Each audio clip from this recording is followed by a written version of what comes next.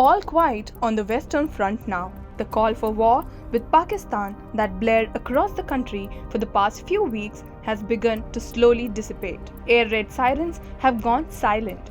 Blackouts are out too. The ceasefire agreed upon May 11 has begun to take hold. Life is returning to normal, or at least the new normal outlined by Prime Minister Narendra Modi in wake of Operation Sindoor. Operation Sindoor ने आतंक के खिलाफ लड़ाई में एक नई लकीर खींच दी है। एक नया पैमाना, न्यू नॉर्मल तय कर दिया है। But in the villages and towns of the Jammu region along the Indo-Pak border, peace and normalcy are relative terms. There is nothing new or old about them, just a restive reality defined by the uncertainty of life in a region perpetually under the shadow of armed conflict. It's a reality that plays out in border areas each time hostilities escalate between the two countries. The week past has been no different.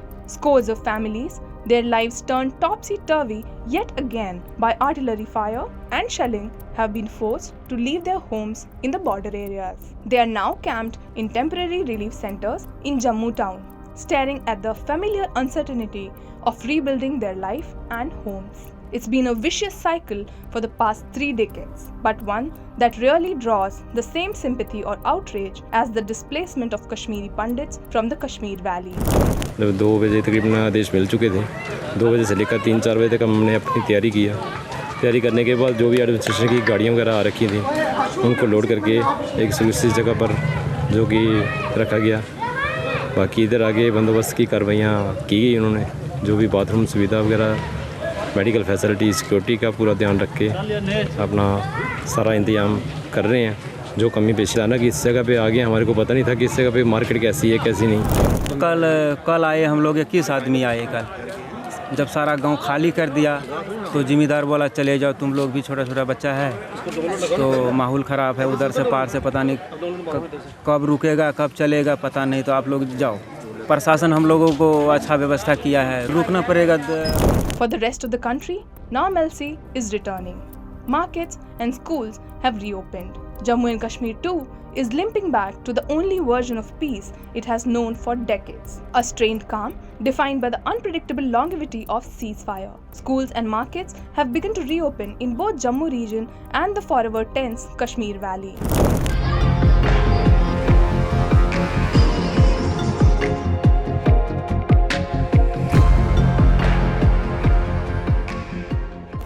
आज लगभग 4 दिन के बाद district Kishtwar में school open हुए हैं। तो आप जानते हैं कि पूरे भारत में खासकर जो जम्मू कश्मीर का एरिया आता है उसमें तनाव बना हुआ था। हमने गवर्नमेंट के डायरेक्शंस को फॉलो किया और इससे क्या है, बच्चों को भी नुकसान थोड़ा बहुत होता है। आज बच्चे आए हैं, मैक्सिमम बच्चे आए हैं। हमने 4-5 दिन बहुत ज़्यादा शेलिंग देखी है, इधर बच्चे बच गए हैं। आज बाजार खुला है, अब चहल पहल दोबारा शुरू हो गई है। जो जीवन है नॉर्मल होने वाला आस्ता आस्ता हो जाएगा। रोज हम अपने घर से बाहर नहीं जा सकते।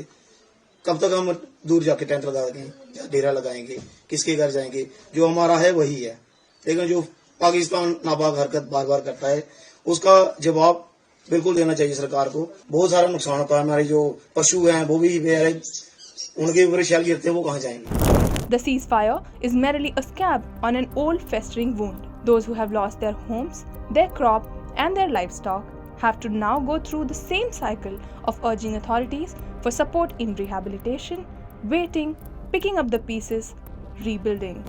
तो बहुत ही नुकसान हुआ। हमें कुछ भी नहीं, इधर कुछ भी नहीं दे रहे हमें सुविधा, कोई बैंकर नहीं है। हम तिनका जोड़ के इधर बनाए जो मकान, थोड़ा सा करके जो मकान बनाए हुए हैं। यही डिमांड करते हैं कि हमारा कुछ होना चाहिए, उधर जो जिनका नुकसान हुआ उसको मिलना चाहिए कुछ, सभी कुछ होना चाहिए, इनका भी बनना चाहिए, बंकर बनने चाहिए, हर घर में बंकर बनने चाहिए सर।